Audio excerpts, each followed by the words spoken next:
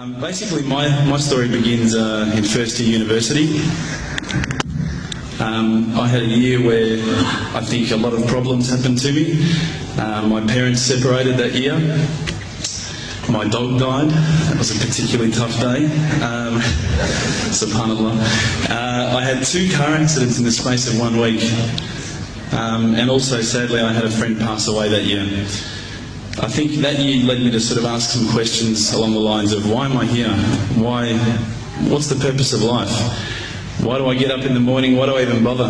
Why don't I just sit on the couch, watch TV, Jerry Springer, whatever? And I think I started to ask questions about, the purpose of life, and that led me to start to do a bit of a holy quest. Naturally, as an Aussie, the first thing I did was investigate Christianity. I had a few Christian friends, and I remember going to a church camp. It was one of the funniest camps I've ever been to in my life. Everybody was singing. I didn't know what the words were. I didn't know what they were saying. It sounded great. They had beautiful voices, but it just seemed really strange. And everybody was telling me how much God loved me, and I was thinking, God loves me? My dog died. SubhanAllah.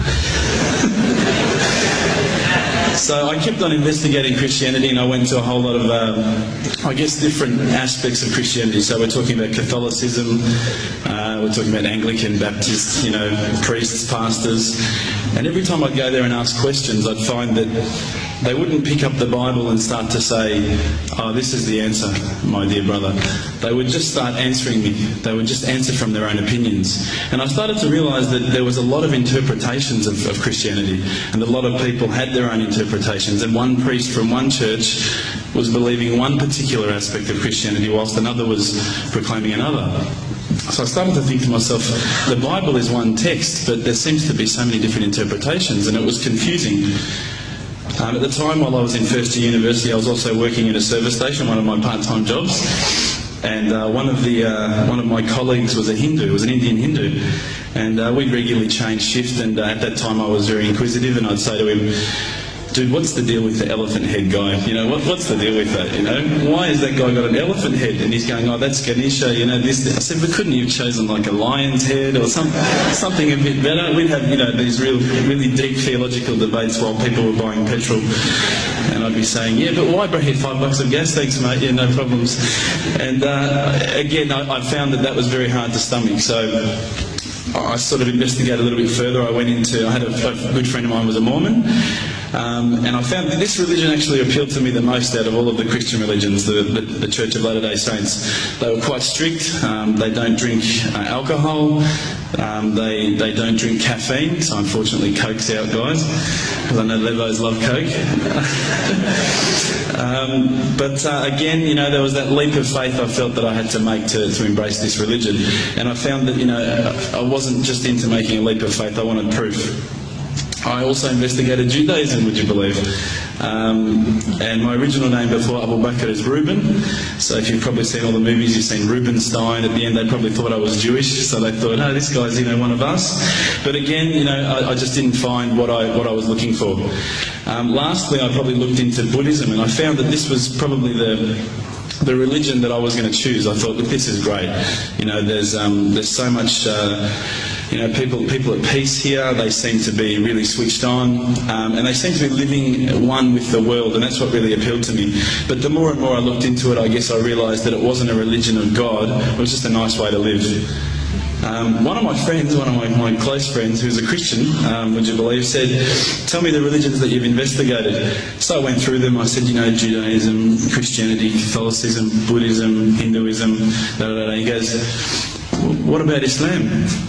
Islam? I go, they're terrorists. I'm not going to investigate that religion. They're crazy. Why would I even look at that religion?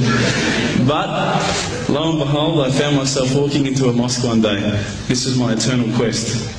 So I walked straight in, shoes on, straight across the prayer rug. There was a brother praying. I walked straight in front of him. As he went to go into sujood, I almost stepped on his head. Subhanallah, I didn't have any clue what I was doing. I looked over and I saw this brother. You probably know this guy. This is Abu Hamza. He's come here and he's lectured a few times.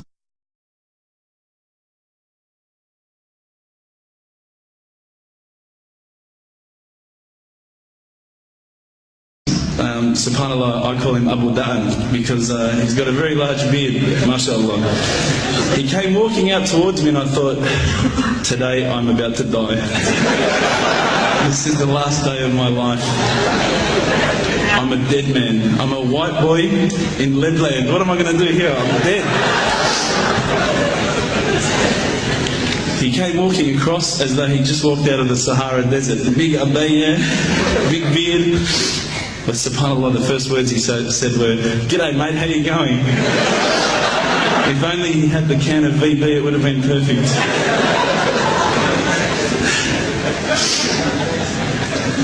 SubhanAllah, I was very taken aback by his welcoming nature. As Aussies, I guess now, I don't want to offend any Australians here, but my upbringing is from a country upbringing. My parents raised me as an atheist. They were raised as Christians. They were dragged along to church every Sunday, and they hated every minute of it. So as soon as we were born, they drummed it into our heads that when you die, you're worm food. That's it. There's no afterlife. There's no God. It's all rubbish. So I was raised as an atheist. So when I walked across and I saw Abu Hamza and he was talking to me in a very polite fashion, which I was very thankful to come across. And as the brother Hamza was saying, these brothers are making me cups of tea, and I honestly needed to keep going to the toilet every 5 minutes. They just kept putting tea in front of me, biscuits. I'd never seen anything like it. And I think to some degree I kept coming back for the biscuits, but also for the religion. So when I sat down with these brothers, I actually started asking questions. I asked all the questions that I've asked of the priests, of the pastors, of my friends. And subhanAllah, the thing that really struck me is that every time I asked the question, they wouldn't just answer. They would pick up a Quran and they would say, "Read this, bro, read this." And there was the answer, every single time. And I would ask another question, the hard questions, not the easy questions. Why do women have to wear the scarf? Why the hijab? How come I can have 4 wives and she can't have 4 husbands? I wanted to know all the tough questions, which is the first questions I guess you ask when you come across Islam. But lo and behold, they kept on answering the questions with the Quran, not from their own opinion. And I got frustrated with this. And I actually said to one of the brothers, because by this stage I think I'd been going there for about a couple of weeks, there was always a few brothers there when I went. And I said to one of the brothers, I said, what's your opinion on the matter? Why won't you give me your opinion? And one of the brothers turned to me one day and said, how can I have an opinion when this is the word of God? SubhanAllah, I remember that really hit me.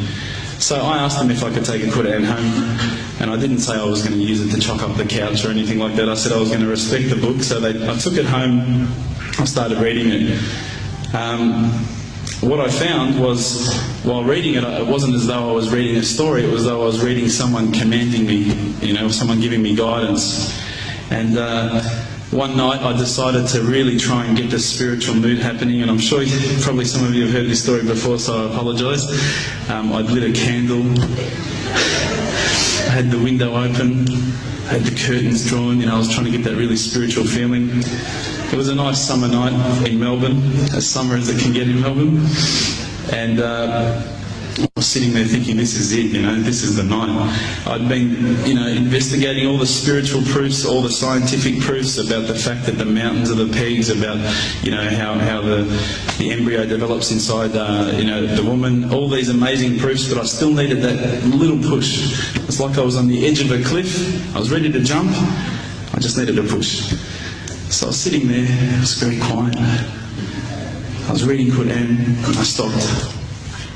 I said, Allah, this is my moment. This is the time I'm about to jump into Islam.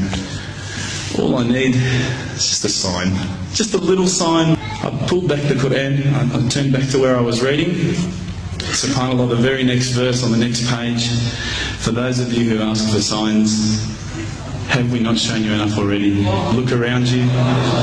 Look at the stars. Look at the sun. Look at water. These are the signs for the people of knowledge. SubhanAllah.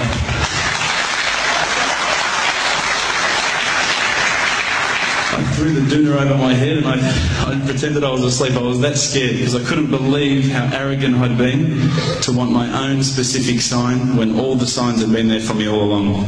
The fact that we have this world, the fact that there is this creation, these are the signs for all of us.